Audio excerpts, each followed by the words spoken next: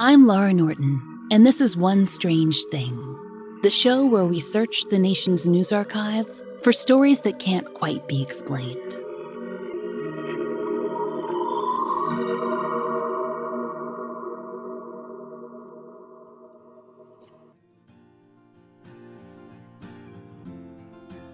The U.S. has a long history with cartoon mascots. And not just Tony the Tiger or that rabbit who peddles all the cereal. For a long time, cartoons, especially cartoon animals, have taught us lessons too. Whether paid for by the feds or by nonprofits, scores of animals have been printed on t-shirts and educational coloring books or turned into costumes to be worn at elementary school assemblies. Smokey the Bear, McGruff the Crime Dog, and lesser-known characters like Milkshake the Cow and Franklin the Fair Housing Fox. By the way, we didn't make that last one up. And then there's Woodsy, a friendly owl in a Peter Pan cap who always reminds us, "Give a hoot, don't pollute." Woodsy is a mascot of the United States Forest Service and was created in 1970 to solve a problem. Before Woodsy the Owl, there was someone else you've probably heard of, Smokey the Bear. Smokey debuted in a 1940s public service announcement produced by the Forest Service. Back then, he was a grim-faced grizzly with a less than stellar catchphrase. Smokey says, "Care will prevent 9 out of 10 forest fires." Alterations were soon made. He kept that drab khaki campaign hat, the one that's issued to all forest rangers. But the lines of his bare face were softened, and he was given a much better pitch. By 1950, every American child would have been familiar with Smokey the Bear's call to action. Remember, only you can prevent forest fires. For a federal mascot, he had quite the reach. He'd appear between Saturday morning shows and was printed on Fire Safety Week materials handed out at primary schools. He could be seen on posters all over the United States. There was one problem. The U.S. Forestry Service wanted to tackle more than just fire. They were facing ongoing pollution problems in national parks and along roads, waste piling up as the U.S. highway system expanded. And it would have been very convenient to have Smokey toss out a warning or two regarding litter. But according to author Jamie Lewis, there were strict federal regulations regarding Smokey's use. The bear could talk fire, but that was it. So, in 1970, the Forestry Service was in the market for a new mascot, and a Los Angeles-based team got to work. The New York Times wrote that the plans for the new mascot were drawn on location. That is, on a TV set of the show Lassie, a long-running show that filmed in California. Lassie starred a heroic collie who was very fond of rescuing children from wells, most especially her owner, Timmy. On the show, Timmy's father was a forest ranger, and there were plenty of action scenes surrounding his occupation. So there were rangers on set to act as consultants. It was a perfect situation. A room full of creatives, marketers, and forestry employees gathered together just when the federal government was looking for an exciting new idea. And the Lassie team was happy to oblige. In fact, there was a marketing agent often on set named Harold Bell, who was an amateur cartoonist. According to writer Jamie Lewis, it was Bell who helped the 3 forestry employees, Chuck Williams, Glenn Kovar, and Betty Height, design the prototype for the spokes owl who came to be known as Woodsy. Their team first considered other animals. According to author Dennis Hevesy, the other contenders were a raccoon, a bull elk, a rainbow trout, and a ladybug. But an owl had the right feel. Wise. It felt like the best choice. Though no one ever mentions it, we imagine that Harold Bell, an ad man, would have quickly realized that any raccoon worth his salt would want Mother Nature absolutely filled with trash. The journey from concept to spokes owl goes like this. Harold Bell drew the earliest pictures of Woodsy. Remember, he was a hobby cartoonist, and the group collectively came up with the slogan, Give a hoot, don't pollute. Some sources will give Forest Service agent Chuck Williams the primary credit for Woodsy's catchphrase, but the development was a team effort. Betty Height designed the first mascot costume, and all 4 opinions were taken into account. And so, Woodsy the Owl made his debut on Earth Day 1971, a year after his creation. He, like Smokey the Bear, made his way into ad campaigns and Saturday morning cartoons and even public appearances, smiling for pictures with glassy-eyed children. In 1974, Congress passed a law protecting Woodsy's image and slogan from commercial use. So he continued to benignly serve the nation for the next several decades, gently suggesting we drop our litter in the proper receptacles. Harold Bell passed away in 2009 at age 90. Soon, fond tributes discussed his contributions to the Forestry Service and his first sketches of the cheerful woodland owl.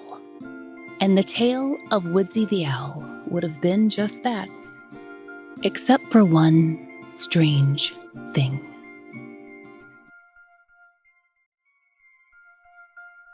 News of Bell's death and Woodsy's 40th anniversary coalesced into a number of retrospective articles, some more focused on the character and others on the breadth of Bell's advertising contributions.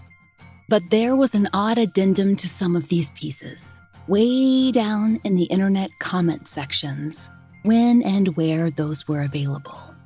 Apparently, these articles had sparked a strong public response, but not about Harold Bell's legacy or Woodsy the Owl's quality or even hot takes on Earth Day. Not precisely. Instead, there were scores of people, some angry, some confused, some disappointed, and even bemused. All claimed, individually, to have had the same experience.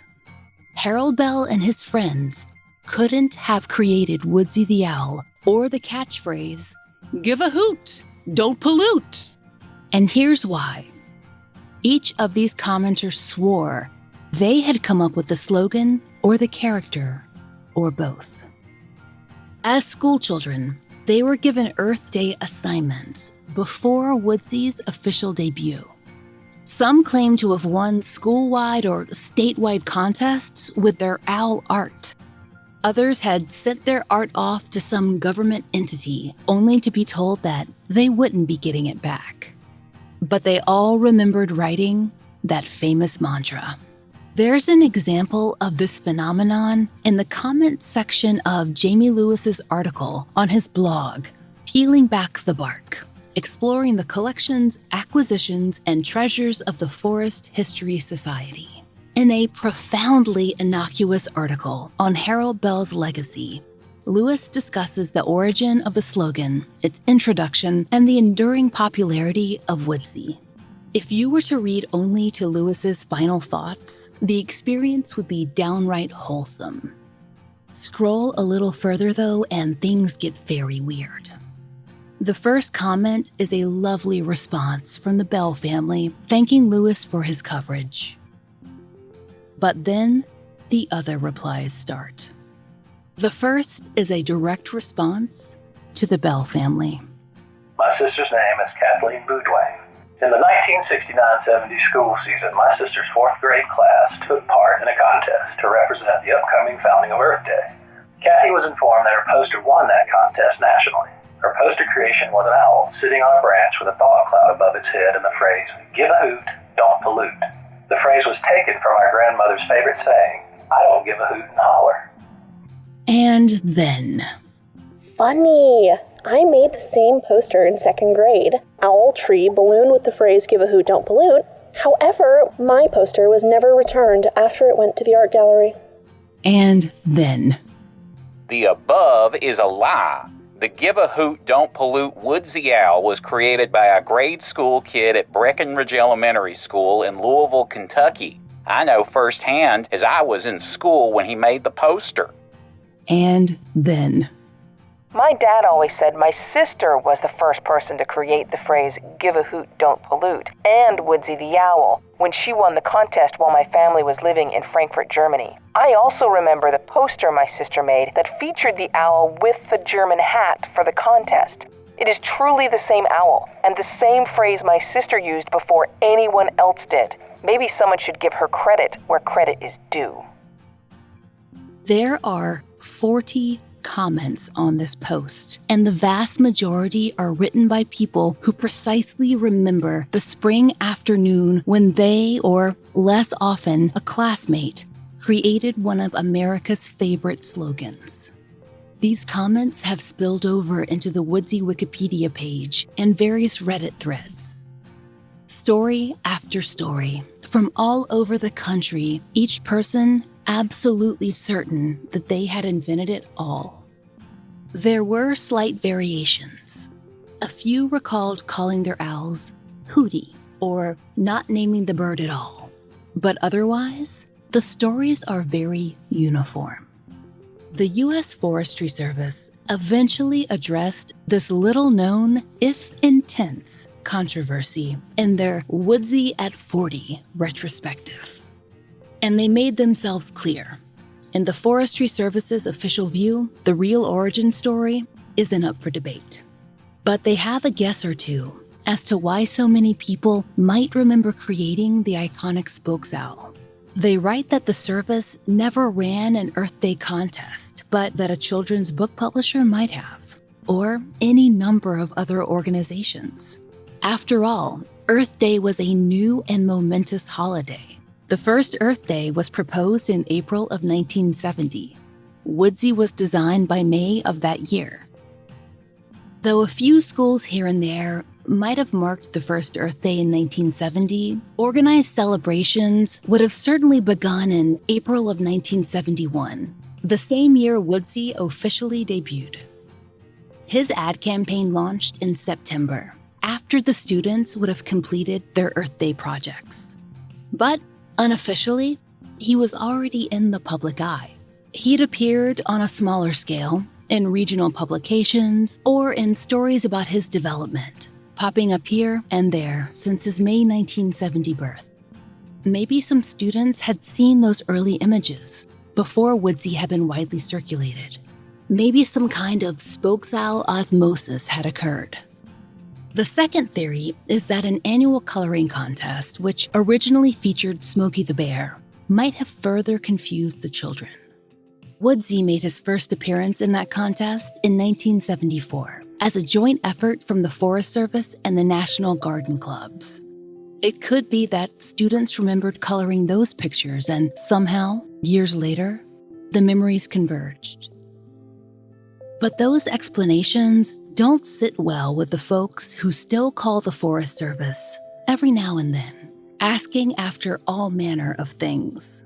Royalties, recognition, maybe just an apology for a 50-year-old theft.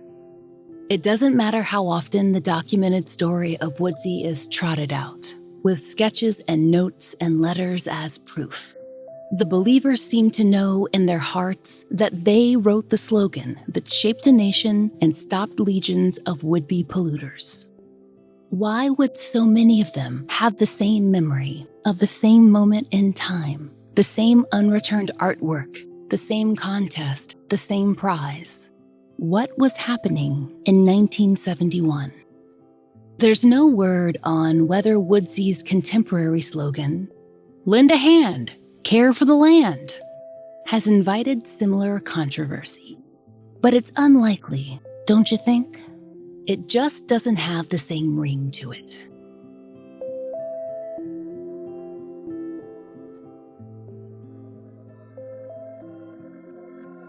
Join us next time for another real-life story from the fine print of America's local papers, from the lives of regular people, just like you and me, except for one strange thing. Oh, and strangers. Our show is an entirely independent production. To support the show and to hear more of the entirely true and the enticingly peculiar, Join us over on Patreon. There you'll find monthly full-length bonus episodes and exclusive blog posts about mysteries that we don't cover on the show.